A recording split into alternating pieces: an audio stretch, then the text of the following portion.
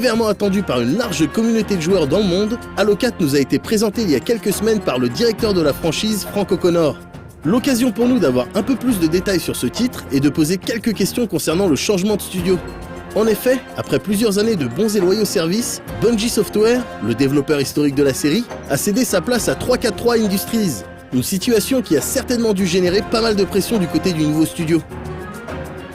You know, Bungie created this really great legacy for us, in incredibly high standards to follow, and that's obviously been a tremendous pressure. Fans expect us to make a game that is responsible and faithful to that legacy, and that's been very challenging. But the flip side of that is that Bungie also created an amazing universe and amazing technology for us to build on those foundations and hopefully build a Halo game that people feel is a legitimate successor to Halo 3. And we feel pretty good about it now, and when we put it in people's hands, they seem to be having fun.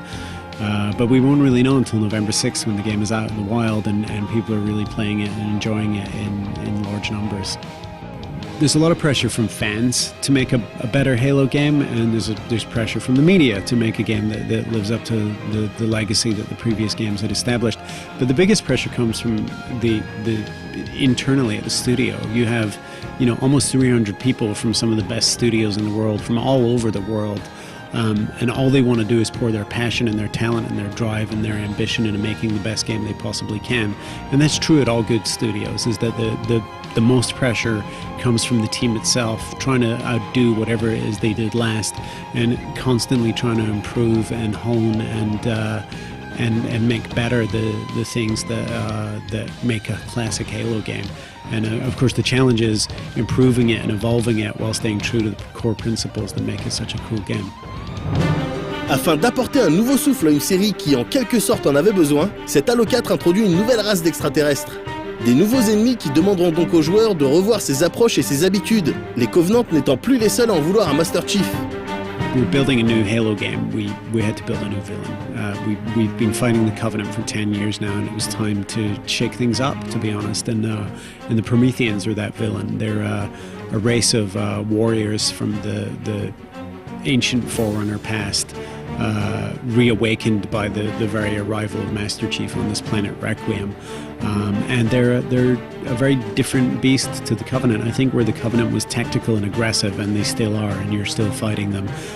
The Prometheans are more defensive and a little bit more thoughtful. They collaborate with each other, so you'll be shooting away at crawlers, for example, and watchers will come over and shield the crawlers while knights flank you, and knights are able to spawn watchers from their backs and sort of change the battlefield organically in this sort of constantly evolving type of combat.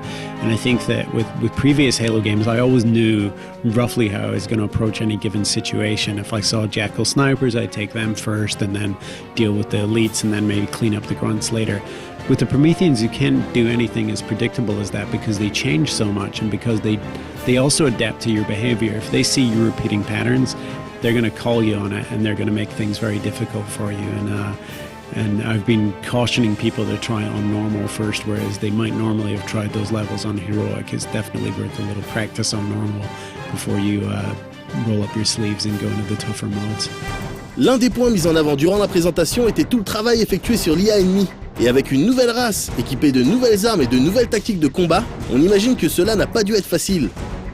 So building the artificial intelligence for the Prometheans was obviously massively challenging. They're very smart, they're defensive, they're clever, they're sneaky even, and they exhibit all those behaviors in the game. And the way that they work as force multipliers for each other, the way that watchers can make the crawlers more difficult to combat and sort of expand the knights' abilities and shield each other and so on, that's a huge challenge for any AI programmer.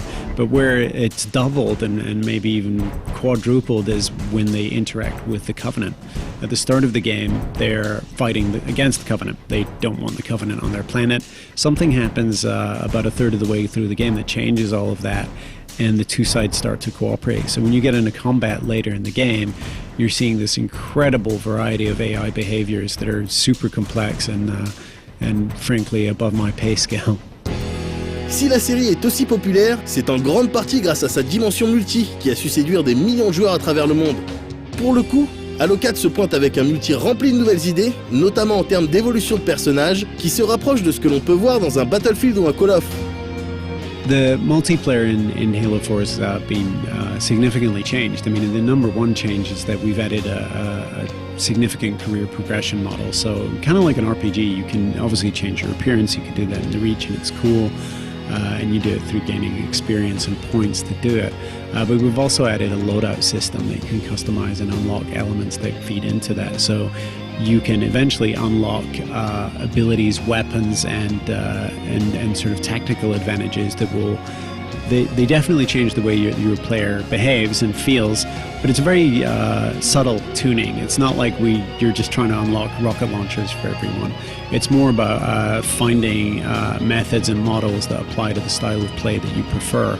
So if, for example, you're a really skilled marksman, you're going to want to unlock a DMR and maybe use one of the abilities that lets you reload faster and so on and so on. If you're a great driver, there are certain loadouts and powers that you can give your player that enhance that, but in very subtle ways. It's not like you're going to be out in the battlefield and suddenly notice that someone is very, very different and very overpowered compared to you. The battlefield and the balance will still be there, but you'll feel better about your Spartan and you'll feel like you're in a little bit more control of your style of play. En termes de multi toujours, Halo 4 proposera gratuitement des missions coop dans le cadre du mode Spartan Ops qui auront pour but d'enrichir l'univers et qui seront présentées à la manière d'une série. Spartan Ops is almost done. All of the gameplay is finished and tested. It's really, we're working on finishing off the fictional part of the series, which is a very high quality CG technique, and we're building it just like a TV series, so we'll start airing it and we'll still be in production even as the first episodes air, which is just how a lot of TV series models work. But it's nearly done, and it's actually really, we've been watching and improving and sort of making last minute edits to the first episodes, and that's what I'm going to be doing when I get back from this trip, is finishing off the Spartan Ops fiction. So yeah, it's nearly done.